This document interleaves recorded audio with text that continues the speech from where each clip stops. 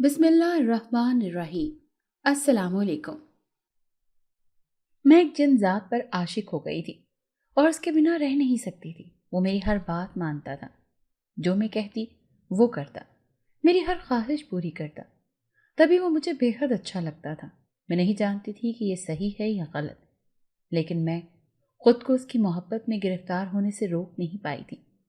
میں یہ بھی بھول گئی تھی کہ میں ایک انسان ہوں اور وہ ایک جن ذات۔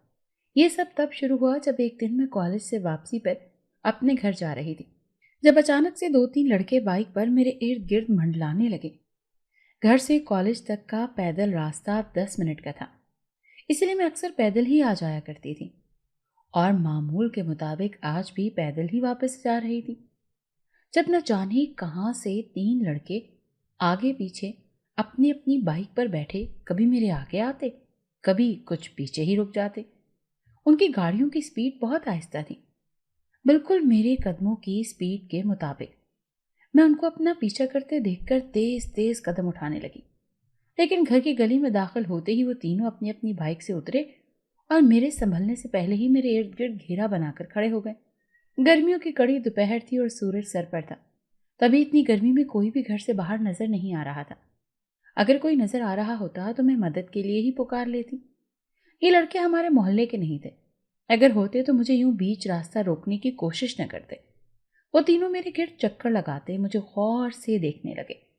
میں نے تیزی سے ان کے گھیرے سے نکلنا چاہا، جب ان میں سے ایک نے میرا ارادہ بھانپ کر میرا بازو تھام لیا اور میرے بھاگنے کی کوشش ناکام بنا دی۔ میں نے اپنے بازو کو جھٹکا دے کر چھڑوانا چاہا، مگر اس نے گرفت مضبوط کر لی۔ میں نے کہا، چھوڑو مجھے، ورنہ شور مچا کر سب کو اکٹھا کر لوں گی۔ میری بات سن کر وہ تینوں قہقہہ لگانے لگے۔ ان میں سے ایک بولا کہ مچاؤ شور اور کرو سب کو اکٹھا، پھر ہم بھی سب سے یہی کہیں گے کہ اس نے ہی ہمیں ملنے کے لیے بلایا تھا، اور اتنا تو تم جانتی ہی ہو کہ سب لڑکوں کی باتوں پر ہی یقین کرتے ہیں، نہ کہ لڑکیوں کی باتوں پر۔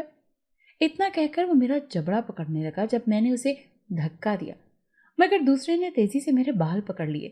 میری چیخ نکل گئی اور نہ جانے تبھی کیا ہوا، جس نے میرے بال پکڑے تھے وہ چیخ مار کر دوہرا ہوتا اپنا پیٹ پکڑ کر نیچے گرتا چیخنے لگا۔ میں اور باقی دونوں لڑکے حیرت سے اسے دیکھنے لگے۔ تبھی دوسرا لڑکا بھی چیخا۔ میں نے اس کی طرف دیکھا تو وہ اپنی ناک پکڑے ہوئے تھا، جس میں سے بھل بھل کے خون بہ رہا تھا۔ میں نے خوفزدہ ہو کر اس کی ناک سے بہتے خون کو دیکھا۔ تبھی تیسرے لڑکے کی چیخ فضا میں گونجی۔ میں نے مڑ کر اسے دیکھا تو میری بھی بے ساختہ چیخ نکل گئی، کیونکہ اس کے بال کھڑے ہو چکے تھے اور اس کا جسم زمین سے 2 فٹ اونچا ہوا ہوا میں معلق تھا، اور اس کے جسم کو جھٹکے لگ رہے تھے جس سے وہ پیچھے کو ہو رہا تھا۔ ایسا لگ رہا تھا جیسے کوئی اس کے پیٹ میں ضربیں لگا رہا ہو۔ میں چیخ کر اپنا بیگ تھامتی ان کو اسی حال میں چھوڑ کر اپنے گھر کی طرف بھاگ گئی۔ گھر پہنچ کر میں نے اپنے کمرے میں پناہ لی۔ کپ کپاتے دل اور جسم کو سمیٹ کر میں بیڈ پر بیٹھ گئی۔ خوف سے میری جان نکل رہی تھی، کیونکہ ایسا منظر میں نے پہلی بار دیکھا تھا اور یہ منظر میرے ہوش اڑا گیا تھا۔ میں نے گھر میں کسی سے بھی اس واقعے کا ذکر نہیں کیا تھا، کیونکہ کوئی بھی میری بات پر یقین نہ کرتا۔ کسی کی تو کیا ہی بات تھی، مجھے تو خود بھی اپنی آنکھوں پر یقین نہیں آ رہا تھا۔ میرا نام آسیہ ہے اور میں کالج کی اسٹوڈنٹ ہوں۔ ہم 5 بہن بھائی ہیں اور میرا نمبر 3 ہے۔ بڑی 2 بہنوں کی شادیاں ہو چکی ہیں اور مجھ سے 2 چھوٹے جڑواں بھائی ہیں جو میٹرک کے اسٹوڈنٹس ہیں۔ میرے دادا دادی حیات نہیں ہیں اور ابو ایک سرکاری ملازم ہیں۔ میری امی گھریلو خاتون ہیں اور ہر وقت گھر میں ہی پائی جاتی ہیں۔ ہمارا گھر 10 مرلے پر مشتمل ہے۔ ہمارے گھر میں 4 کمرے، 1 بیٹھک، 1 کچن اور کمروں کے آگے 1 برآمدہ ہے۔ اس کے علاوہ باقی سارا صحن کھلا ہے اور صحن کے بائیں طرف دیوار کے پاس نیم کا بڑا سا پیڑ ہے، جو میں تب سے دیکھتی آ رہی ہوں جب سے میں نے ہوش سنبھالا ہے۔ میں اکثر اس نیم کے پیڑ کے نیچے بیٹھ کر اپنا کالج کا کام کرتی ہوں یا سبق یاد کرتی ہوں۔ 1 کمرہ امی ابو کا، دوسرا میرا اور تیسرا کمرہ بھائیوں کا ہے، اور چوتھا کمرہ اسٹور روم کے طور پر استعمال ہوتا ہے۔ آج جو واقعہ میرے ساتھ ہوا، اس سے پہلے بھی کئی عجیب واقعات میرے ساتھ ہو چکے ہیں، لیکن وہ سب واقعات عجیب تھے، اتنے خوفناک نہیں جتنا آج کا واقعہ تھا۔ مجھے یاد ہے ایک بار میں کالج میں ٹیچر کی دی گئی اسائنمنٹ بنا کر نہیں گئی تھی، کیونکہ مجھے یاد بھول گیا تھا اور کالج جاتے وقت یاد آیا تھا کہ میں نے تو اسائنمنٹ بنایا ہی نہیں۔ لیکن جب میں نے ٹیچر کے پوچھنے پر کھڑی ہو گئی کہ میں نے اسائنمنٹ نہیں بنائی، تبھی کتاب نکالتے ہوئے میرے بیگ سے اسائنمنٹ نکل آئی تھی۔ میں اس وقت بڑی حیران ہوئی تھی کہ یہ اسائنمنٹ کیسے بن گئی جبکہ میں نے نہیں بنائی تھی۔ تب میں نے اس بات کو نظر انداز کر کے اس بات کی خوشی منا لی کہ اسائنمنٹ بنی ہوئی مل گئی ہے۔ اس واقعے کے کچھ دنوں کے بعد مجھ سے چھوٹے بھائی کی ویڈیو گیم ٹوٹ گئی تھی اور وہ میں نے چھپا دی تھی تاکہ اسے پتہ نہ چلے، مگر کچھ ہی دیر کے بعد وہ ویڈیو گیم بالکل ٹھیک تھی اور میرا بھائی اس سے کھیل بھی رہا تھا۔ تب بھی میں حیران رہ گئی تھی کہ یہ تو مجھ سے ٹوٹ گئی تھی، پھر کیسے جڑ گئی؟ ان دو واقعات کے 1 مہینے بعد ہی میں چھت پر ریلنگ کے پاس ٹہل رہی تھی جب میرا پاؤں پھسلا اور میں ریلنگ سے ٹکرا کر نیچے گرنے لگی، لیکن تبھی کسی نے مجھے بازو سے پکڑ کر اوپر کھینچا تھا اور مجھے بچا لیا تھا۔ میں تب بھی بے حد حیران ہوئی تھی کیونکہ وہاں مجھے کوئی بھی نظر نہیں آیا تھا۔ پھر ایک بار کالج میں میری کسی لڑکی سے لڑائی ہو گئی تھی جس نے مجھے بہت مارا بھی تھا اور مجھے اس پر شدید غصہ تھا، لیکن وہ مجھ سے طاقتور تھی تو میں اس کا کچھ بگاڑ نہیں پائی۔ لیکن اگلے ہی دن میں حیران رہ گئی جب اس لڑکی کا وہی ٹوٹا ہوا ہاتھ دیکھا جس سے اس نے مجھے مارا تھا۔ مجھے اس کا ٹوٹا ہوا ہاتھ دیکھ کر بے حد خوشی ہوئی تھی کیونکہ اس نے مجھے تکلیف پہنچائی تھی، لیکن حیرت کی بات تو تب ہوئی جب کلاس میٹ کے پوچھنے پر اس نے بتایا کہ سوتے میں ہی اس کا ہاتھ ٹوٹ گیا۔ یہ بات سن کر سب ہنسنے لگے کہ ایسا کیسے ہو سکتا ہے، مگر وہ اپنی بات پر ڈٹی رہی تھی۔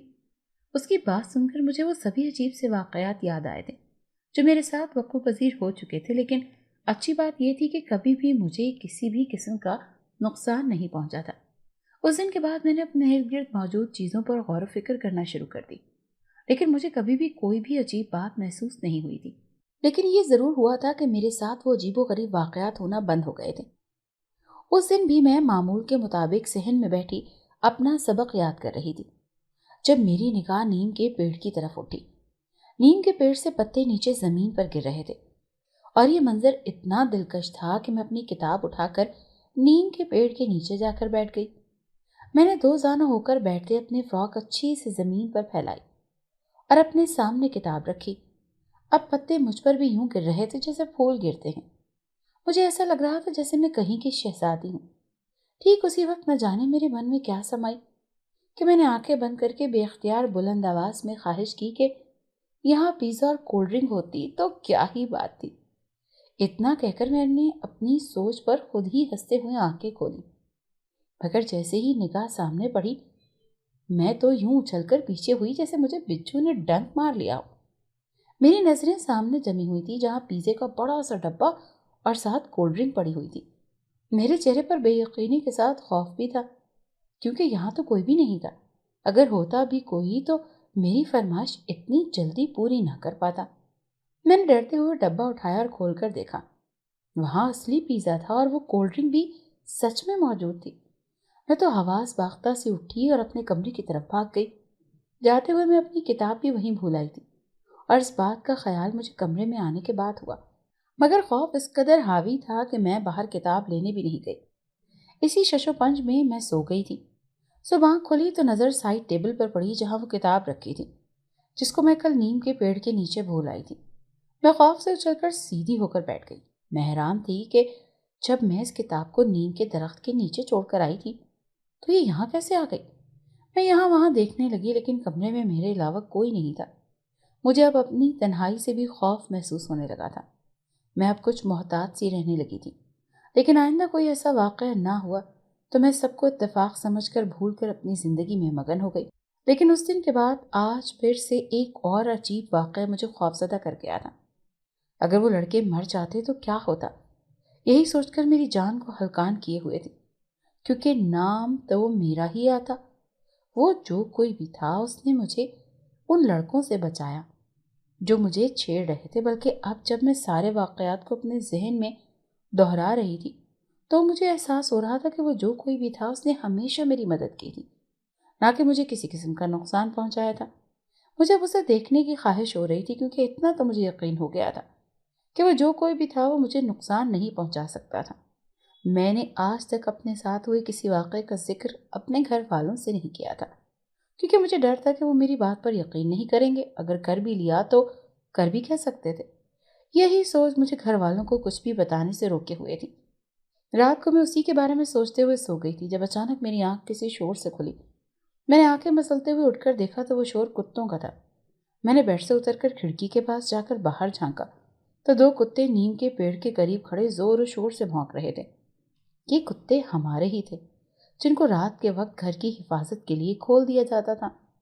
وہ کتے پالتو تھے، تبھی گھر والوں میں سے کسی کو بھی نقصان نہیں پہنچاتے تھے۔ میں نے حیرت سے ان کو بھونکتے ہوئے دیکھا کیونکہ وہ نیم کے درخت کی طرف دیکھتے ہوئے بھونک رہے تھے جیسے وہاں کوئی ہو۔ میں نے کھڑکی سے دور ہٹ کر دروازے کی طرف قدم بڑھائے اور باہر کی جانب آئی۔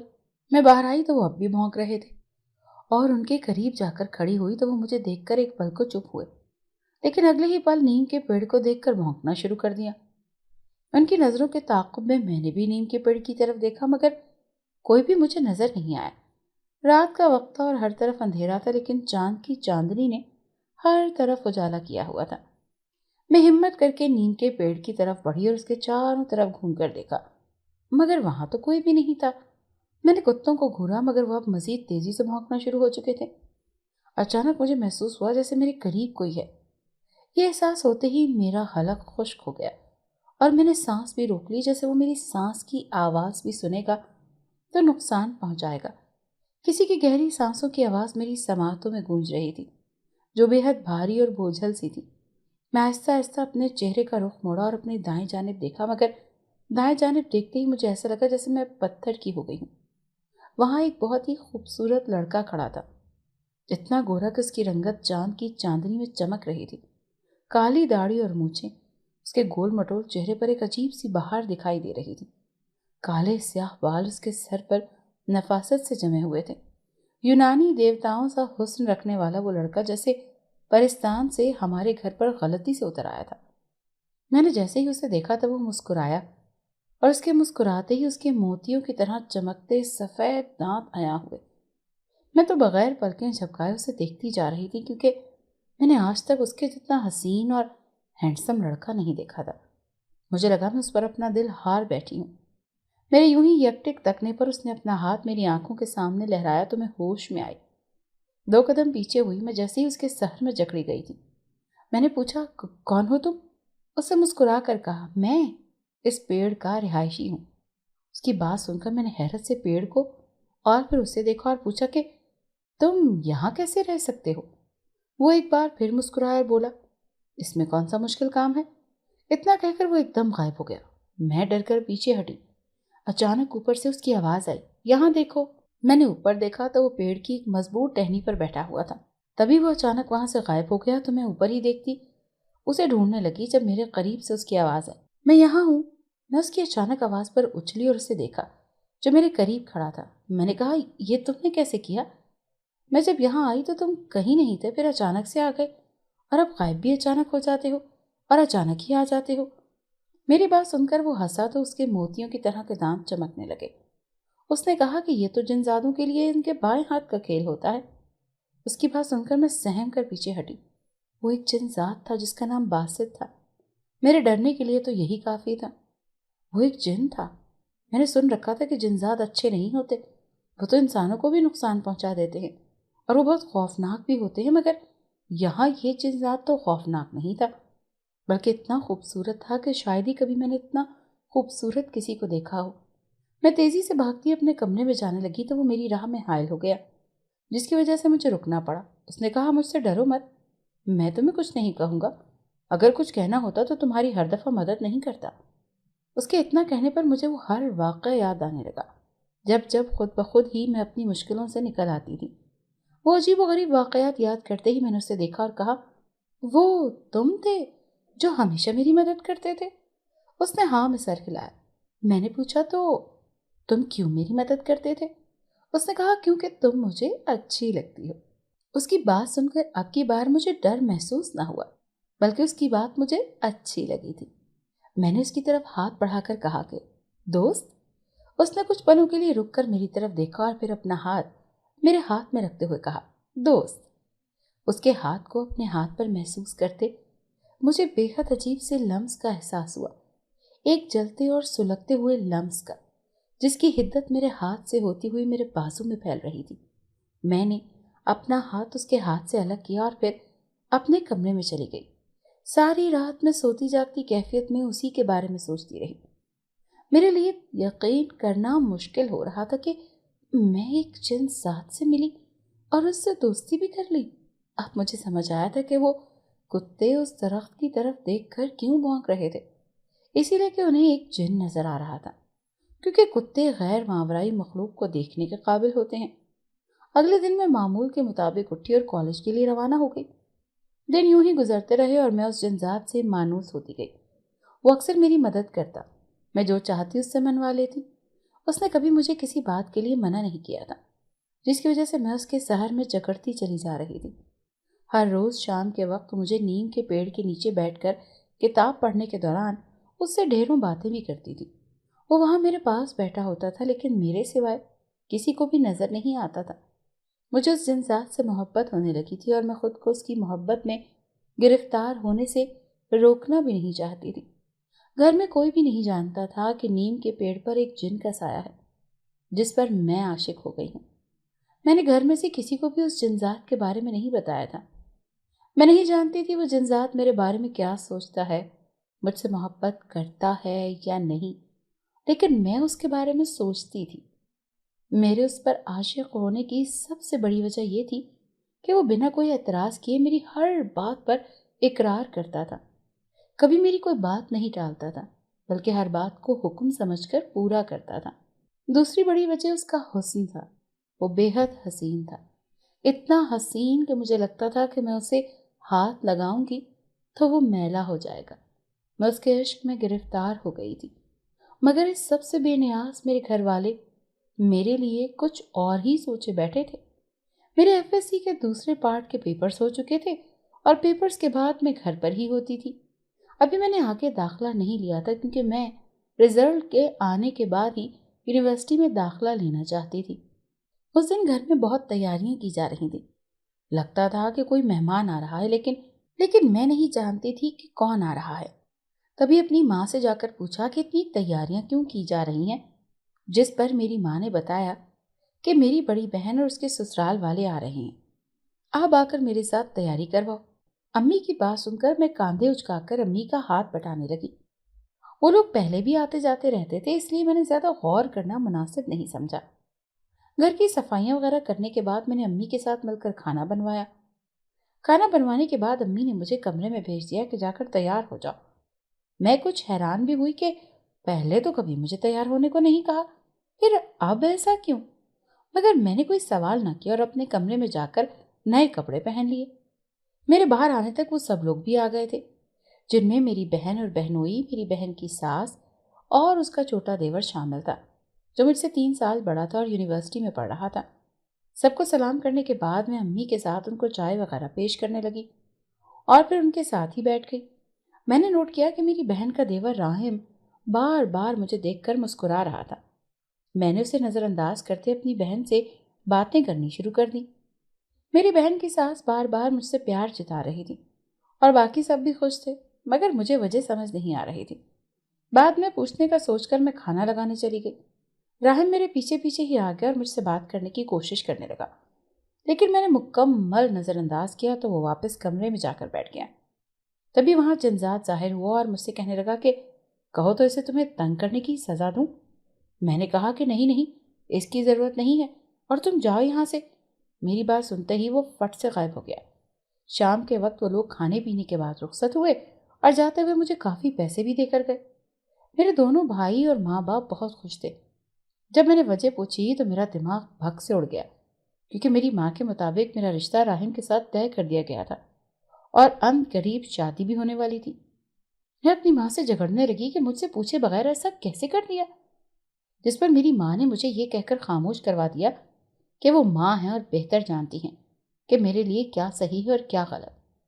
ان کی بات سن کر میں روتی ہوئی اپنے کمرے میں آ گئی۔ میں تو صرف باسط سے محبت کرتی تھی، کسی اور سے شادی کا سوچ بھی نہیں سکتی تھی۔ تو کیا ہوا اگر وہ جن ہے تو؟ محبت یہ سب نہیں دیکھتی۔ میں اپنی ہی تعویلیں گھڑتی ہوئی گہری نیند میں سو گئی تھی۔ یہ تو طے تھا کہ مجھے راہم سے شادی نہیں کرنی تھی اور جلد ہی میں باسط سے کہہ کر راہم کو اچھا سبق سکھانے والی تھی کہ وہ خود ہی اس رشتے سے انکار کر دیتا۔ اگلے 1 ہفتے تک میں نے خاموش احتجاج کیا، کسی سے بھی بات نہ کرتی۔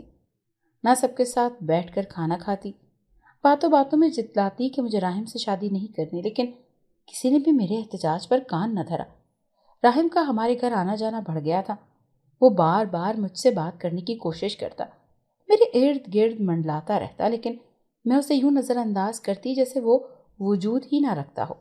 ایسا نہیں تھا کہ وہ بدصورت تھا یا کم پڑھا لکھا تھا، وہ بہت پیارا اور تعلیم یافتہ بھی تھا، لیکن مسئلہ تو میرے دل کا تھا جو باسط پر عاشق تھا۔ اس کے علاوہ میرے دل کو کوئی باتا ہی نہیں تھا، تو میں کیا کرتی؟ ایک دن راہم گھر پر آیا تو گھر پر میرے سوا کوئی نہیں تھا۔ بھائی اسکول گئے ہوئے تھے، امی ابو کسی جاننے والے کے ہاں گئے ہوئے تھے۔ میں نے راہم کو چائے پیش کی، لیکن اس نے میرا ہاتھ پکڑنے کی کوشش کی۔ میں نے زور سے اپنا ہاتھ جھٹکنا چاہا، مگر اس کی گرفت مضبوط تھی۔ باسط میرے ساتھ ہی کھڑا تھا۔ وہ راہم کو تو نظر نہیں آ رہا تھا، مگر مجھے نظر آ رہا تھا۔ مجھے غصے میں دیکھ کر باسط نے راہم کا ہاتھ اتنی زور سے مروڑا کہ ہڈی ٹوٹنے کی آواز پورے گھر میں گونجی۔ راہم زور زور سے چیخنے لگا تھا۔ اسے سمجھ نہیں آیا تھا کہ آخر ہوا کیا ہے اس کے ہاتھ کے ساتھ۔ میں نے جلدی سے فون کر کے امی ابو کو بلا لیا، جو آدھے گھنٹے میں آ کر راہم کو ہسپتال لے جا چکے تھے۔ سب اس سے پوچھ رہے تھے کہ یہ کیسے ٹوٹا، لیکن اسے تو خود نہیں پتا تھا کہ یہ کیسے ٹوٹا۔ اب یہ بات وہ گھر والوں کو نہیں بتا سکتا تھا کہ وہ زبردستی میرا ہاتھ پکڑنے کی کوشش کر رہا تھا۔ راہم 2 دن ہسپتال میں رہا، اس کی کلائی کو پلاسٹر میں لپیٹ دیا گیا تھا۔ 2 دن ہسپتال رہنے کے بعد وہ اپنے گھر واپس آ گیا تھا۔ سب اس کے لیے پریشان تھے کہ بیٹھے بٹھائے نہ جانے کیا ہو گیا، اس کے ہاتھ ہی ٹوٹ گیا، جبکہ سب کی نسبت میں بے حد مطمئن اور پرسکون تھی۔ میری نظر میں یہ اس کی سزا تھی، میرا ہاتھ پکڑنے کی۔ باسط کو میں نے اپنی محبت کے بارے میں کچھ بھی نہیں بتایا تھا، لیکن میں یہ بھی جانتی تھی کہ وہ بھی مجھ سے محبت کرتا ہے۔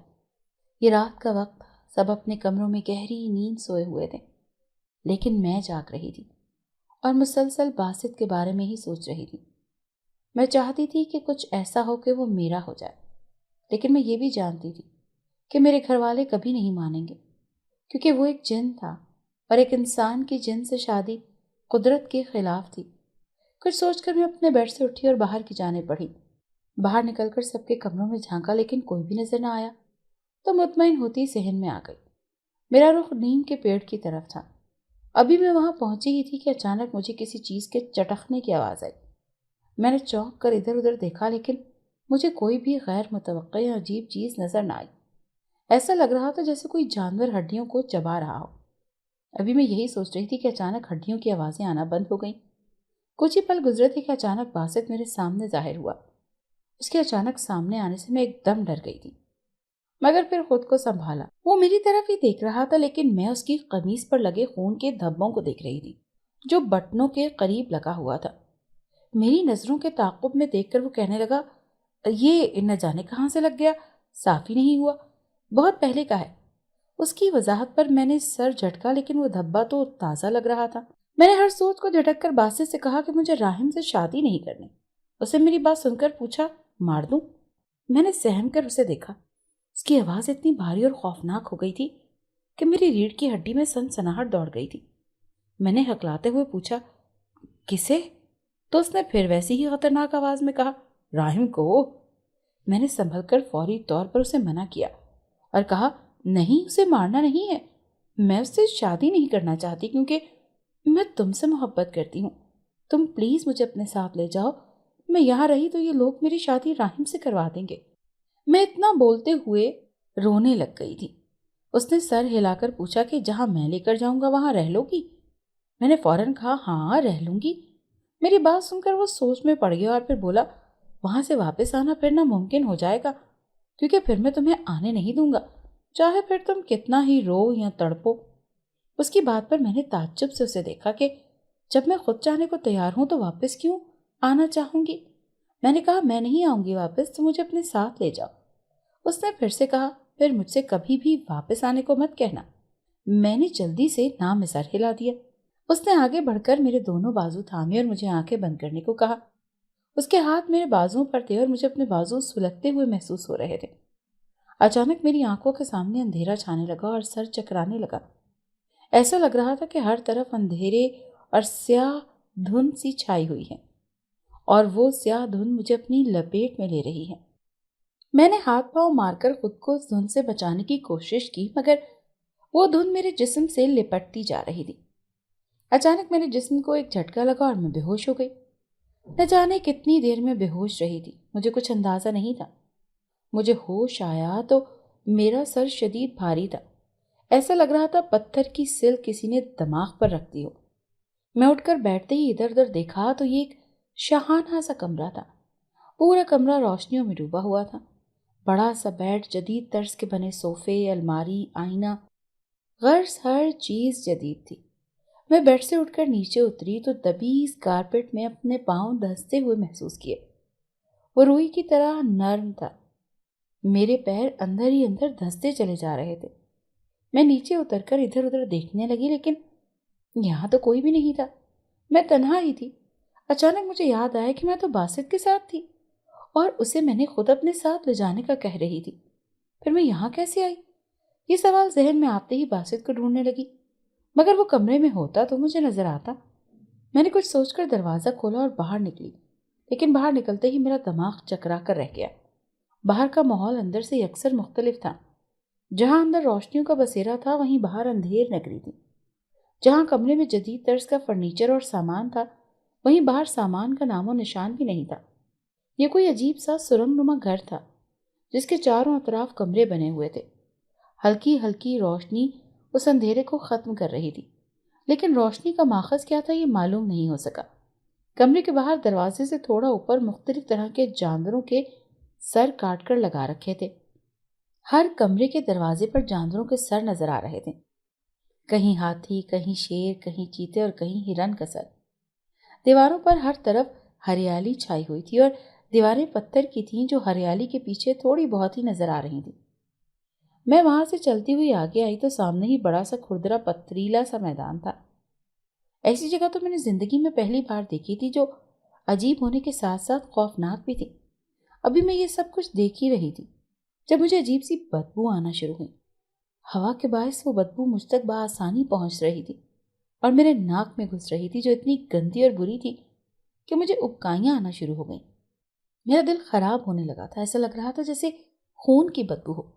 میں نے ناک پر دوپٹہ جماتی یہاں وہاں دیکھنے لگی تو میدان میں کچھ دور مجھے کچھ سائے سے نظر آئے۔ میں باسط کو ڈھونڈنے کی غرض سے اس طرف بڑھ رہی تھی۔ جیسے جیسے میں آگے بڑھتی جا رہی تھی، بدبو میں اضافہ ہوتا جا رہا تھا، جس کا مطلب تھا کہ وہ بدبو وہیں سے آ رہی تھی جہاں وہ سائے تھے۔ میرے چلنے کی رفتار میں تیزی آتی گئی اور میں بالکل ان کے قریب پہنچ گئی۔ ان سب کی میری طرف پوچھ تھی، تبھی میں ان کے چہرے نہ دیکھ پائی۔ میں اونچی آواز میں پکارا، باسط! میری آواز وہاں گونجتے ہی وہ سب ایک ساتھ میری طرف پلٹے، لیکن ان کو دیکھتے ہی اس ویرانے میں میری چیخیں گونج اٹھیں۔ میں چیختی ہوئی الٹے قدم پیچھے ہونے لگی۔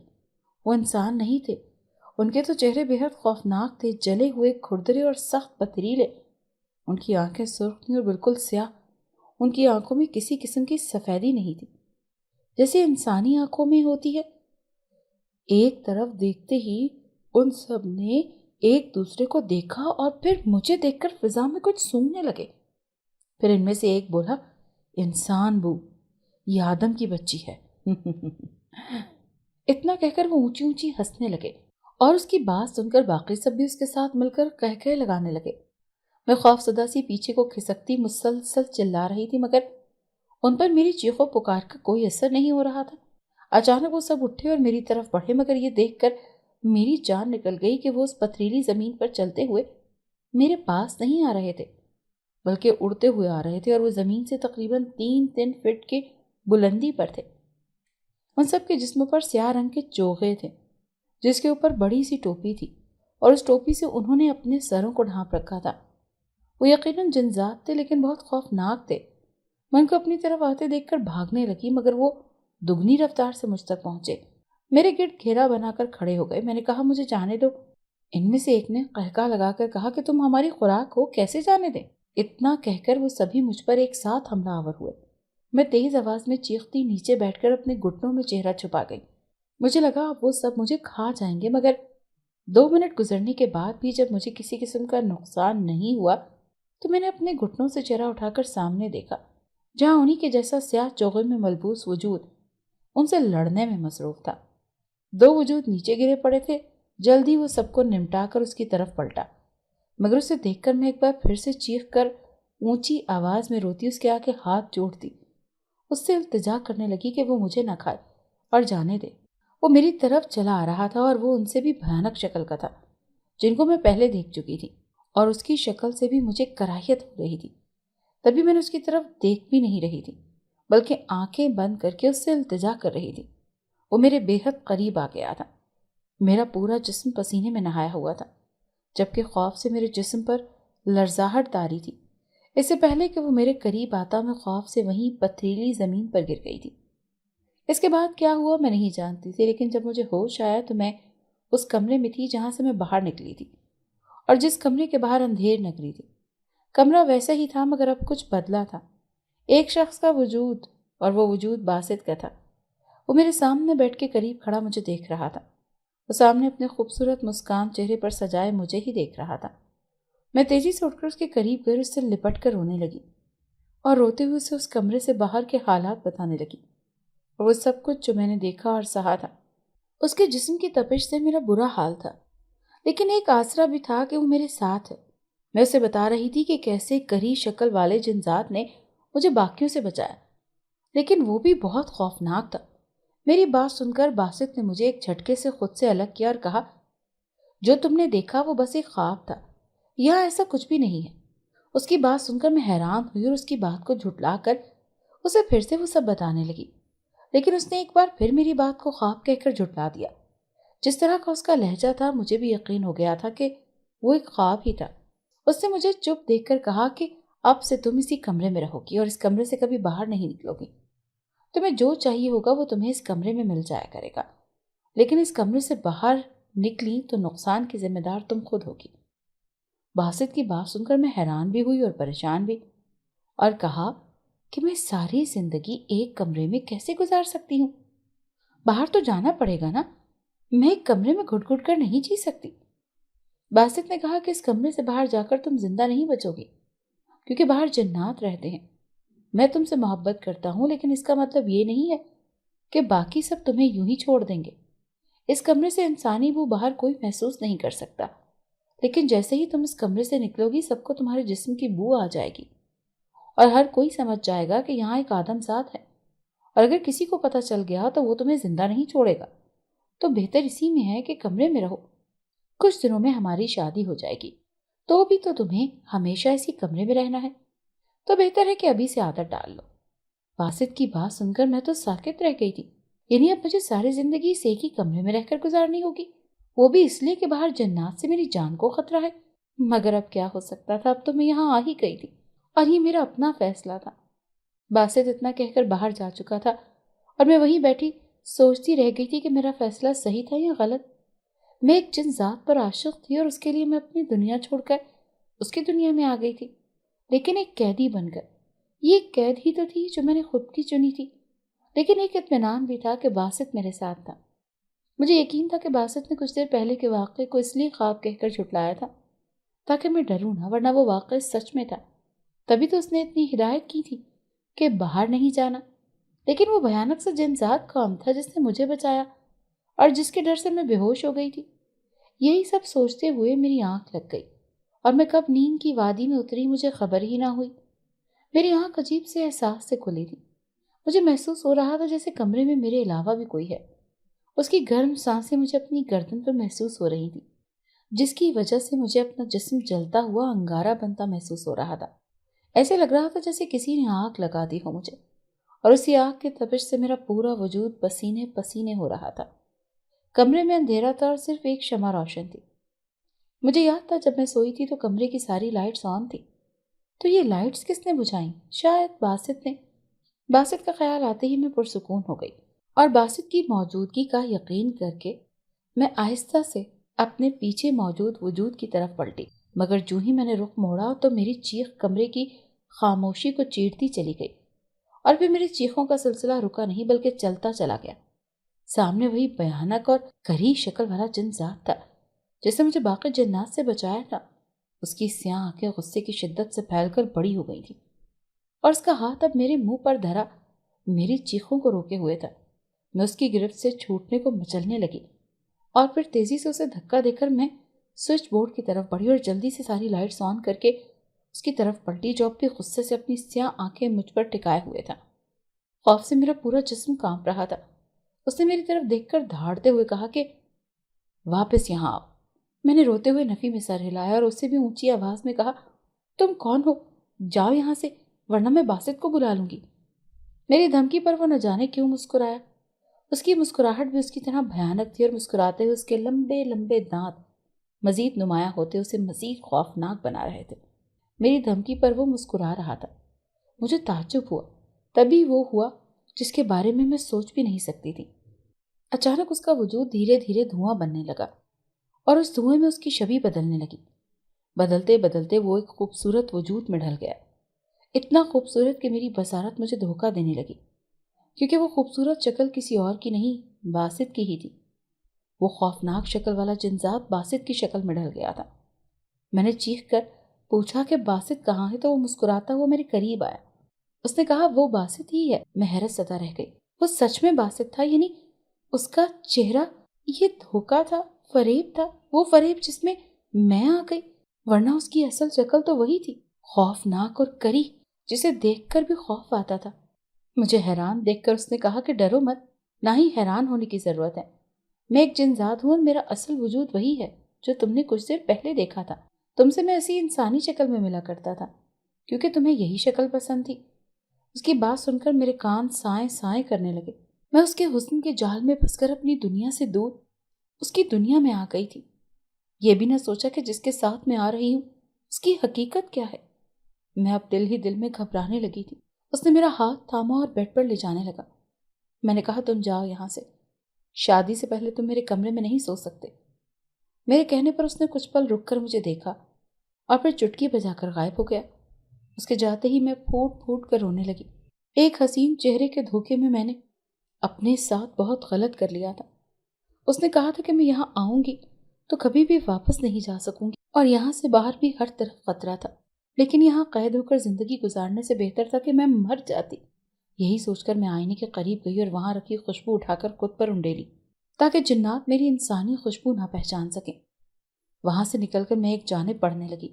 آتے ہوئے میں نے وہاں موجود ایک سیاہ چوغا پہن لیا تھا جس سے کوئی مجھے پہچان نہ پاتا۔ قطار در قطار موجود کمروں سے آگے ہوتے ہوتے میں ناک کی سیٹ میں بڑھتی گئی۔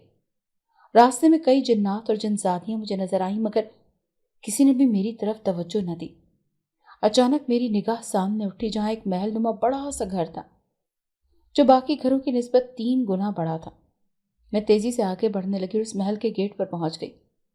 گیٹ پر کوئی چوکیدار نہیں تھا، تبھی میں آسانی سے اندر داخل ہو گئی۔ میں ادھر ادھر دیکھتی آگے بڑھ رہی تھی جب اچانک وہاں شور گونج اٹھا۔ دائیں بائیں سے جنزاد اور جنزادیاں نکل نکل کر سامنے آنے لگیں اور ایک ہڑبونگ سی مچ گئی۔ ہر کسی کی زبان پر ایک ہی بات تھی کہ یہاں آدم ذات ہے، یہاں آدم ذات ہے۔ ان کی پکار سنتے ہی میں نے تیزی سے خود کو چوغے کے اندر اچھے سے چھپایا، مگر وہ میری انسانی بو سونگھ چکے تھے، یعنی میں خطرے میں تھی۔ میں نے ایک طرف بھاگنا شروع کر دیا تو سب کی نظریں مجھ پر جم گئی۔ ایک جنزاد نے چٹکی بجائی تو مجھے تیز ٹھوکر لگی اور میں گرتی ہوئی جا کر سامنے موجود ستون سے ٹکرائی۔ ستون سے ٹکراتے ہی میرے سر سے خون نکلنے لگا، جس کی خوشبو سونگھ کر وہ سب جنزاد میری طرف بڑھنے لگے۔ ایک جنزاد نے مجھے ہاتھ سے پکڑ کر گھسیٹا اور زمین پر گرا میرا خون لینے لگا۔ ایک اور جنزادی میرے قریب آتی میرے ماتھے سے خون پینے لگی۔ خوف سے میرا برا حال تھا اور میری مسلسل چیخیں نکل رہی تھیں۔ خون کی کمی ہونے کی وجہ سے مجھے کمزوری ہونے لگی تھی۔ اس سے پہلے کہ باقی جنزاد مجھے نوچ نوچ کر کھاتے، وہاں ایک پاٹ دار آواز گونجی جسے سن کر وہ سب مجھ سے دور ہوتے سر جھکا کر کھڑے ہو گئے۔ میں کھلتی بند ہوتی آنکھوں سے دیکھا سامنے ایک بھیانک مگر بوڑھا جنزاد فضا میں اڑتا ہوا میری طرف آ رہا تھا۔ مجھے لگا اب میں مر جاؤں گی، مگر اس نے مجھ سے پوچھا کہ یہاں کیسے آئی؟ جواباً میں نے سب کچھ اسے بتا دیا۔ وہ شاید جنوں کا سردار تھا۔ اسے میری بات سنتے ہی منہ میں کچھ پڑا اور اگلے ہی پل ایک تعویذ اس کے ہاتھ میں تھا۔ اس نے وہ تعویذ مجھے پہننے کو دیا، جسے میں نے جلدی سے پہن لیا۔ پھر اس نے کہا کہ تم یہاں اپنی نادانی کی وجہ سے آ گئی ہو، لیکن میں معاف کر کے تمہیں واپس بھیج رہا ہوں۔ لیکن یاد رہے کہ یہ تعویذ تم کبھی اپنے گلے سے نہیں اتارو گی، بلکہ ہمیشہ پہن کر رکھو گی، جس سے تم جنزادوں سے محفوظ رہو گی۔ باسط اب کبھی تمہارے پیچھے نہیں آئے گا، اس کی طرف سے بے فکر رہو۔ اتنا کہہ کر اس نے چٹکی بجائی تو میری آنکھیں بند ہو گئیں۔ میری آنکھ کھلی تو میں نے خود کو اپنے گھر میں پایا، اسی وقت جب میں باسط کے پاس جانے کا سوچ رہی تھی۔ مجھے سب کچھ یاد تھا۔ میں نے اپنے گلے میں دیکھا جہاں تعویذ موجود تھا۔ میں نے اپنے بچ جانے پر خدا کا شکر ادا کیا۔ کچھ ہی عرصے میں میری راحم سے شادی ہو گئی اور میں سب کچھ بھول کر ایک اچھی زندگی گزارنے لگی۔ اس کے بعد کبھی مجھے باسط نظر نہیں آیا، جو ایک طرح سے میرے لیے اچھا ہی تھا۔ اگر آپ کو آج کی ہماری کہانی پسند آئی ہے تو اسے لائک کیجیے اور اپنے پیاروں کے ساتھ شیئر کیجیے۔